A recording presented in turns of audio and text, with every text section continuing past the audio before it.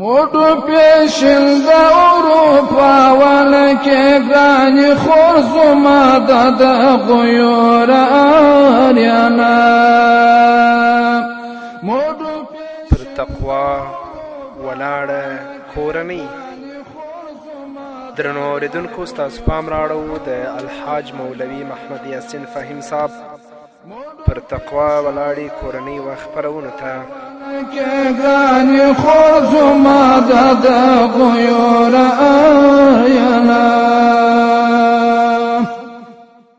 بسم الله الرحمن الرحيم. الحمد لله رب العالمين حمد الشاكرين.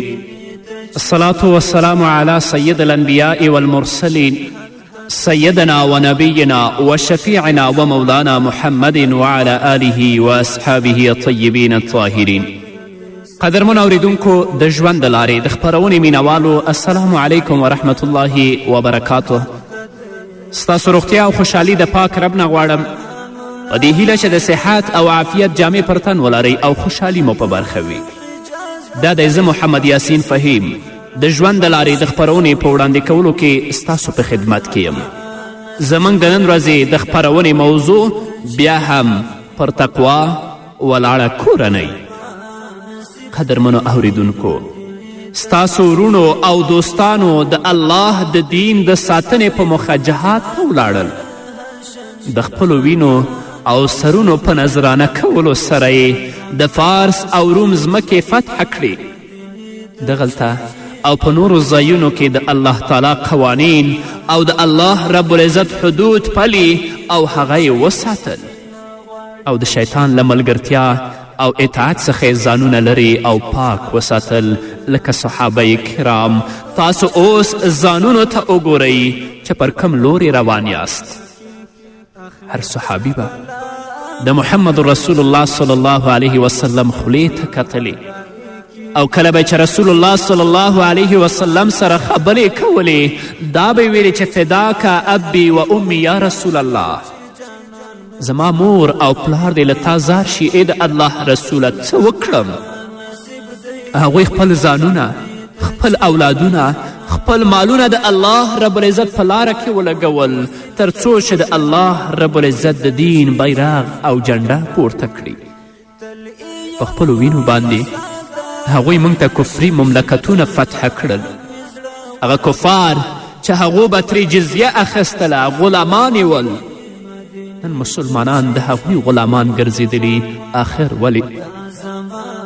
د هغو کسانو په تړاو چې جماعتونه او لمنځونه یې پرېښودل، د قرآن له تګلارې او حکمونو یې مخ وګرځاوه، د ښځو د ازادي له کوره د هغوی د وتلو، له نارینهو سره د هغوی د یو ځای کار کولو او ناستې ولاړې چیغې وهي.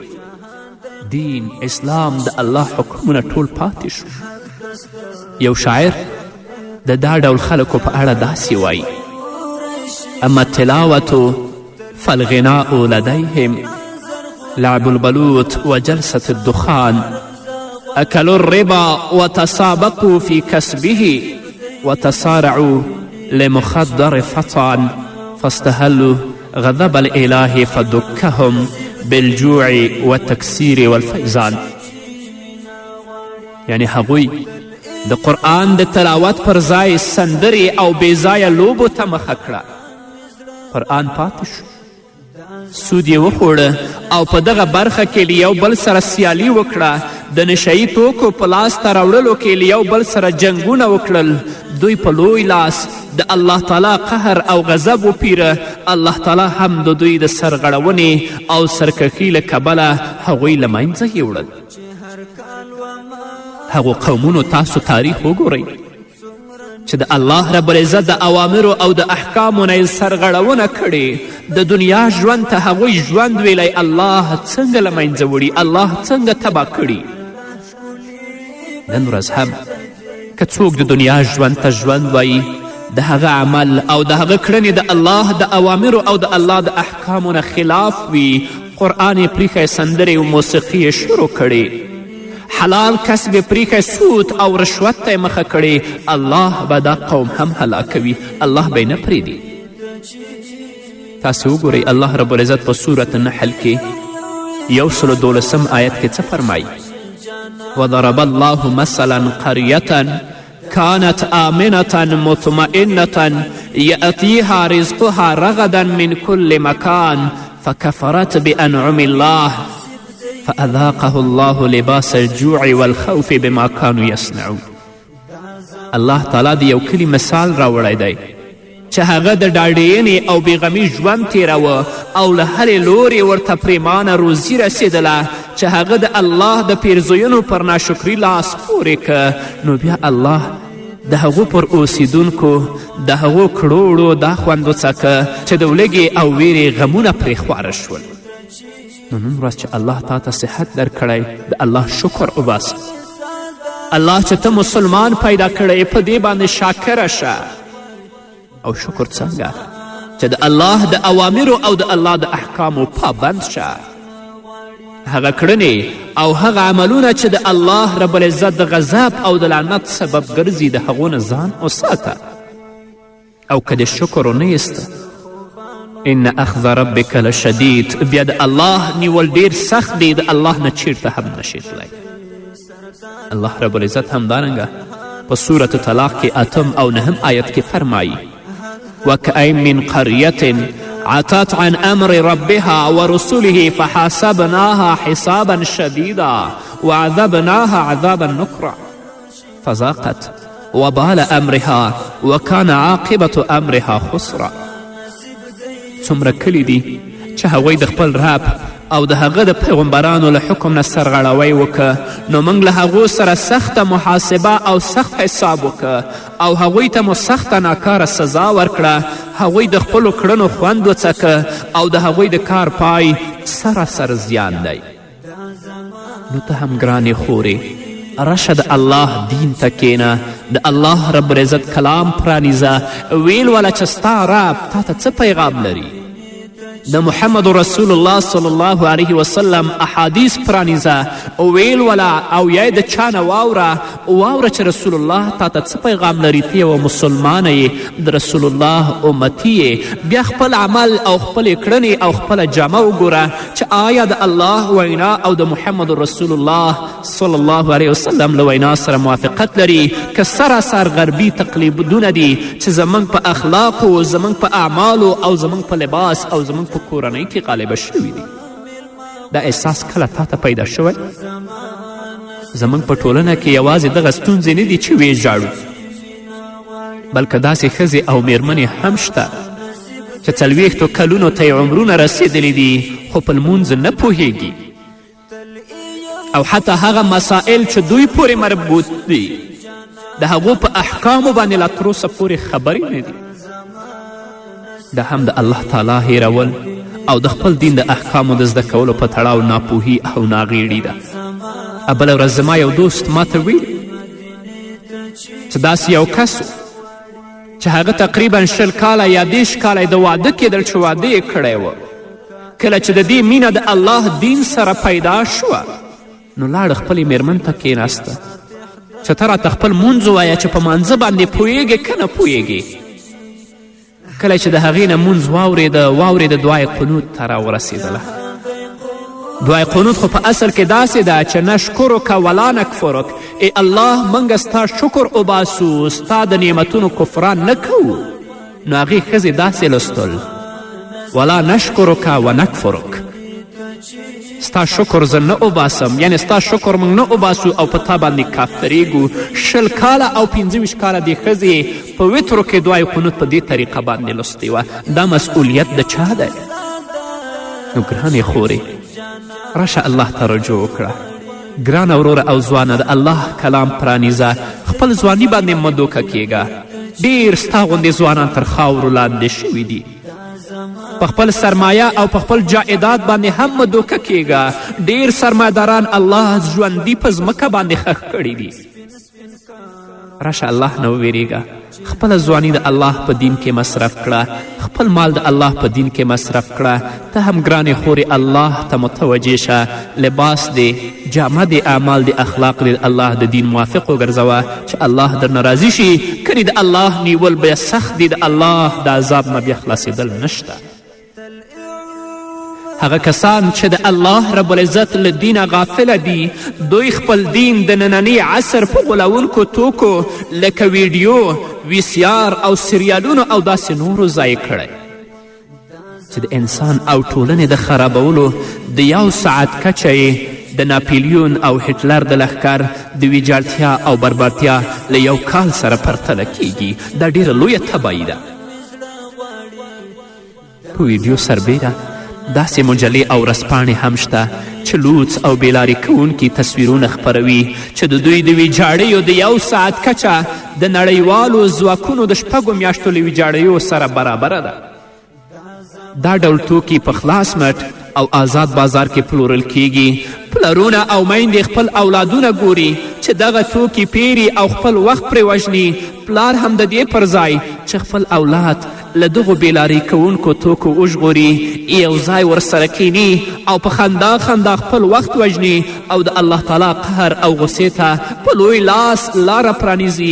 دغه پلار غریب په دې هم چرت نه خرابوي چې لور یې ښه آرایش کړی، ښه عطر یې وهلي او زړه راښکونکې جذابې جامې پر تن په ساعتونو ساعتونو په بازارونو کې چهکر وهي، یا لور یې له کوره وځي او هر چاته چې خوښه وي ټلیفون کولی شي. له الله پرته پر دغې بدبختې بل هیڅوک هم رحم نشي کولی. ولې الله ته نه متوجه کیږئ؟ ولې د الله نه نه ویریږو؟ الله به م یو ورځ په خپل حضور کې نه دروي، الله به رانه پوښتنه نه کوي، بیا به الله ته څه ځواب وایو؟ نن ورځ داسې کورنۍ دي، داسې پلرونه او داسې میندې دي چې هغوی خپل اولاد ته د الله دین ورونه ښوده چې الله زما بچیانو تاسو ته څه وایي؟ محمد رسول الله صلی الله علیه وسلم زما بچیانو تاسو ته څه وایي؟ تاسې مسلمانان یاستئ، د مسلمان مسئولیت په اسلامي ټولنه کې څه دی؟ بلکې پلار په کور کې ورسره ناست دی، په خندا خندا ریموټ پلار په لاس کې راخستی، فاسد سریالونه خپلو بچیانو او خپلو اولادونو ته په تلویزیون کې ورښیي. دا پړه او دا مسئولیت د چا په غاړه دی؟ د دې پلار نه به الله پوښتنه نه کوي؟ هغه حقوق چې اولاد په خپل مور و پلار باندې لري، کله مور و پلار دې حقوقو ته متوجه شوي؟ الله رب العزت دې زموږ په حال باندې رحم وکړي. تاسو یقین وکړئ داسې کورنۍ هم شته دی چې د خپل اولاد کینوي چې هغه نوی په خبرو باندې راغلی، هغه نه د فلمونو او د سریالونو پوښتنه کوي چې زما بچیه هغه نجنۍ یا هغه سړی څه نومېده چې په سریال کې بیګا کار کوه یا په فلم کې غږېده. کله چې زوی او اولاد د هغو نومونه ورته واخلي نو پلار ته ډیر مسروریت او خوشحالي حاصلیږي. خو کله د خپل اولاد نه پوښتنه ونه کړه چې ستا رب څوک دی، ستا پیغمبر څوک دی، ستا دین کومه دین دی او ستا دین تا ته څه پیغام لري، ستا رب تا ته څه پیغام لري، ستا پیغمبر تا ته څه پیغام لري، کله هم مور پلار دې مسئلو ته متوجه نشول. نو دا د مور پلار روزنه ده د اولاد لپاره چې سبا دا اولاد د خپل مور پلار پر مخ باندې وچتیږي، مور پلار ته بد او رد وایي، مور پلار ته شکنځلې کوي او حتی د مور پلار په وهلو او ډبولو باندې لاس پورته کوي. په دې هم بسنه نه کوي، مور پلار د کوره هم وباسي. دا ټوله نتیجه د څه ده؟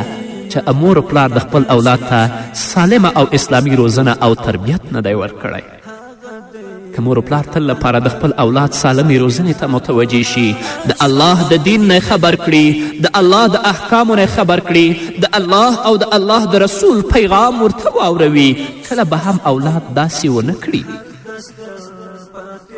د دغو ټولو کارونو پړه ځکه پر پلار اچول کیږي چې دغه پلار خپلې ښځې او اولادونو ته دیني لارښوونې نه دي کړي او هغو ته دین ور نه دی یاد کړی، لمونځ نه دی ورښودلی، د دیني احکامو او لارښوونو کتابونه، مجلې او ویډیوګانې کور ته نه دي راوړي، د خپله کورنۍ کومې اسلامي غونډې ته نه ده بیولې، ځکه خو د اسلام په تړاو د ښځې او کورنۍ معلومات صفر دي. په همدې هکله به نور واورو قدرمن اورېدونکو، خو هغه د یوې دمې نه وروسته. فاحش لباس د بل هیواد ژوند بدي کې درته برباد رشتنې اوسه د عباد. فاحش لباس د بل هیواد ژوند بدي کې درته برباد رشتنې اوسه د عباد. د دین اسلام سره جفاونه کې ګراني خور زما د غیور آریانا. قدرمنو اوریدونکو، بیا هم زموږ سلامونه او نیکې هیلې ومنئ. د دغه خاوند همدغه ښځه ده چې سلګونه سندرې اوري، پر تلویزیون ګڼ سریالونه ګوري، ګڼو نورو دا ډول غونډو او مجلسونو ته ځي، زرګونه دا ډول مجلې او ورځپاڼې لولي، خو قرآن تلاوت کړی هم نه دی او د پیغمبر صلی الله علیه وسلم سیرت او حدیث ته یې لا غوږ هم نه دی نیولی. نو خاوند دی چې کور ته راځي، ویني چې ښځه سندرې اوري، نو ولې ورته څه نه وایي؟ که دا خاوند مسلمان خاوند وي، خاوند چې کور ته راځي ویني چې ښځې تلویزیون لګولی، فاسد سریالونه پې ګوري، ولې دا خاوند مسلمان خاوند مانیې نه ګرځي؟ بس چې پلار داسي مور داسي، نو اولاد به د هغو نه څه یاد کړي؟ چې د پلار اخلاق فاسد وي خدای مکړه، د مور اخلاق فاسد وي خدای مکړه. نو اولاد خو د خپل مور و پلار نه رنګ اخلي، څه رقم اولاد به د دوی ټولنې او جامعې ته وړاندې کړي؟ کفرگر خیزت از کعبه کجا ماند مسلمانی. خو پر دې ټولو سربیره د اسلامي ټولنې د بیلارې کولو او ویجاړولو په مخه ګڼ نور وسایل او اسباب هم رامنځته شوي دي. تاسو وینئ ځینې داسې مفسدین او مرتدین چې په تلویزیونونو کې خپرونې چلوي، په هغه کې د محمد رسول الله صلی الله علیه وسلم رسالات او دین ته په ظاهره او صریحه توګه باندې سپکاوی کوي او د رسول الله صلی الله علیه وسلم په دین باندې ملنډې وهي.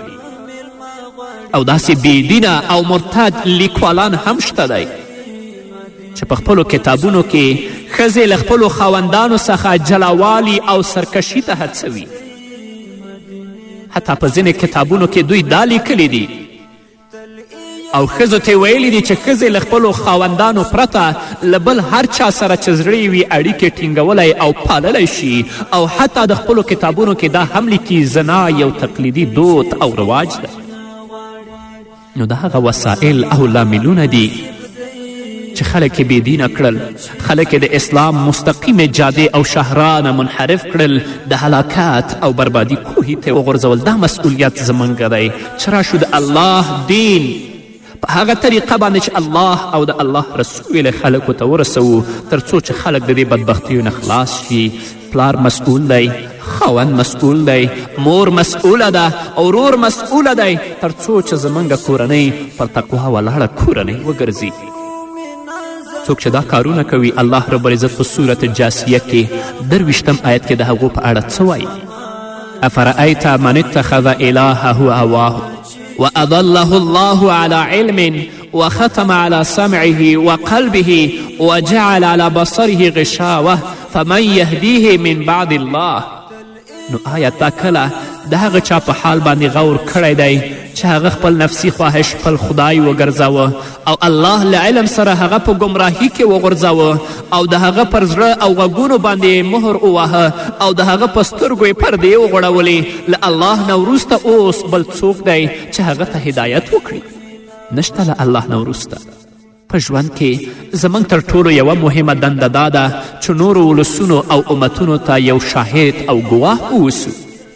الله په سورة بقره کې 143 آیت کې فرمایي وکذلک جعلناکم امة وسطا لتکونوا شهداء علی الناس ویکون الرسول علیکم شهیدا. او په همدې ډول موږ تاسې یو امت وسط یعنی غوره امت ګرځولی یاست چې تاسې پر نړیوالو شاهدان او پیغمبر پر تاسې شاهد اوسي. موږ هغه مهال پر نورو ولسونو ګواهي ورکولی شو چې د الله تعالی لارښوونې پر ځان او پر ټولنې پلې کړو. شهادت دا دی چې پر ولسونو او امتونو ګواهي ووایو چې آیا دوی پر سمې لار روان دي که په کږې، آیا عاقل او هوښیار دي که په بېعقلي او بېلارېتوب کې ورسیخ شوي دي.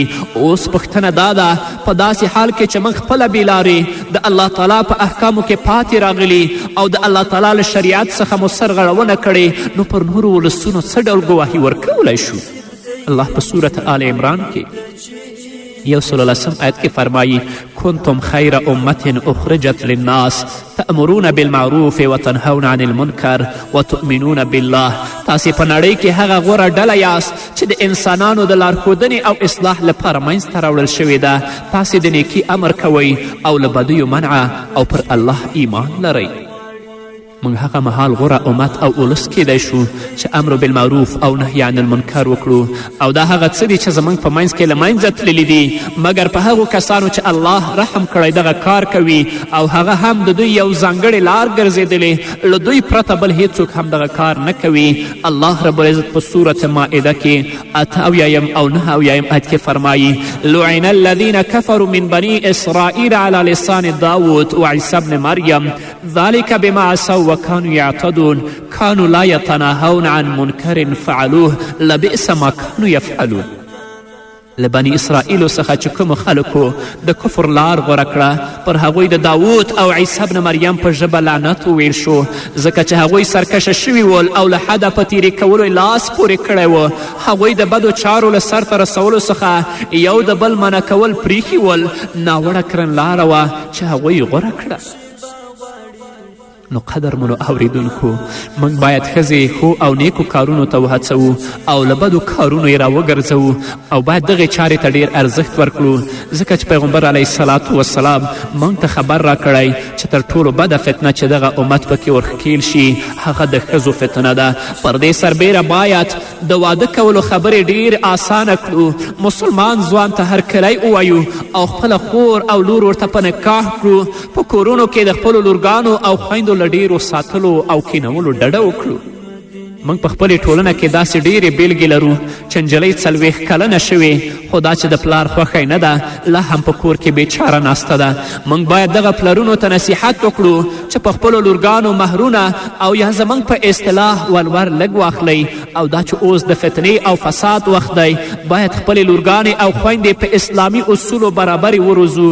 واده کول د پیغمبرانو علیهم الصلاة والسلام سنت دی، لکه چې الله په سورت رعد کې 38 آیت کې فرمایي ولقد ارسلنا رسلا من قبلك وجعلنا لهم ازواجا وذریه. له تا څخه مخکې هم موږ ډیر پیغمبران لیږلي دي او موږ هغوی د میرمنو او اولادونو خاوندان ګرځولي ول. همدغه اصل ته په کتو باید مسلمان د واده او نکاح خبره آسانه کړي، ځکه چې د دنیا تر ټولو شریف انجلۍ فاطمة الزهرا او د حسن او حسین رضی الله عنهما د مور مهر 1 زرې وه چې 2 درهمه هم نه کیږي. ولید بن عبدالملک د مسلمانانو د خلیفه زوی د سعید بن مسیب رحمه الله لور ته ریبار استوي، مرکه ورته استوي، خو سعید بن مسیب منفي جواب ورکوي. ورڅخه وپوښتل شول ولې؟ سعید بن مسیب ورته ځواب ورکوي آیا خپله لور د قرآن له کور څخه د ټنګ ټکور او ساز او سندرو کور ته واستو؟ هغه بیا خپله لور د 2 درهمو مهر په بدل کې خپل یو شاګرد ته په نکاح کړه.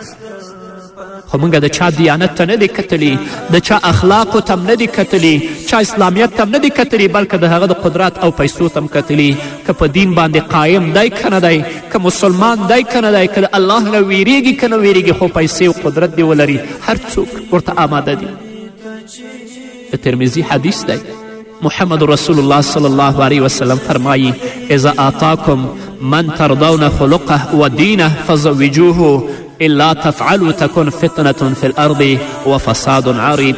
که تاسو ته داسې کس درغی چې له دین او اخلاقو یې راضي واست نو هغه ته واده ورکړئ، خپله لور او خور ورکړئ، که نه فتنه او فساد به راپرسیره شي. نو قدرمنو اوریدونکو، که غواړئ چې کورنۍ هم پر تقوا ولاړه کورنۍ اوسي، راشئ د الله او د الله د رسول پیغام واورئ، هغه په خپل کورنۍ او په خپلو اولادونو باندې تطبیق کړئ تر څو چې الله زموږ نه راضي شي.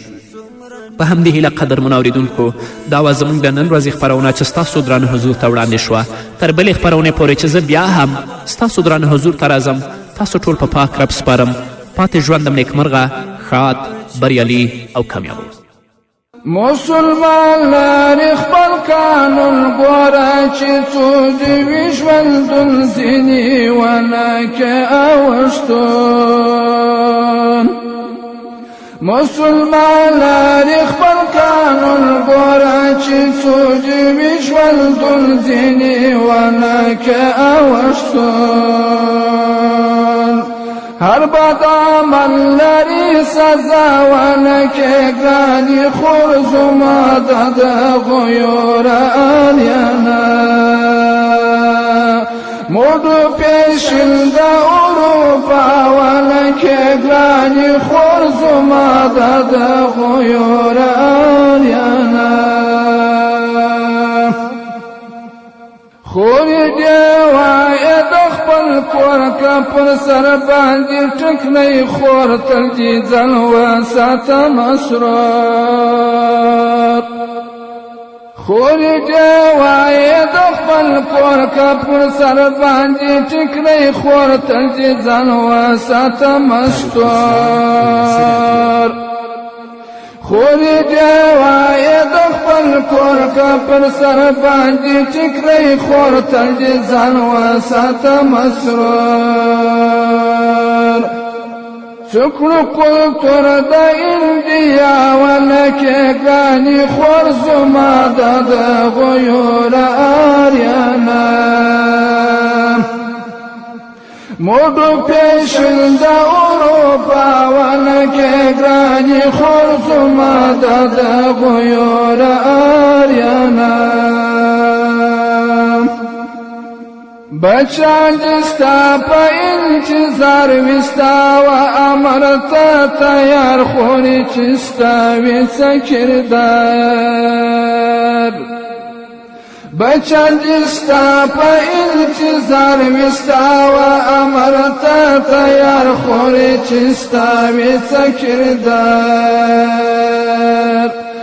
دنیا زینه دې د بقا ونکه ګرانې خور زما د دغو یورالیانه موډو پیشل د اروپا ونکه ګرانې خور زما د دغو یورالیانه رب دې پر تا وکړي احسان زما یوسفي دغه بیان عبدالله فیم افغان رب دې پر تا وکړي احسان زما یوسفي دغه بیان عبدالله فیم افغان ناراضه یم ستا په ګناه ونکه ګرانې خور زما د دغو یورالیانه موډو پیشل د اروپا ونکه ګرانې خور زما د دغو یورالیانه موډو پیشل د اروپا ونکه ګرانې خور زما د دغو یورالیانه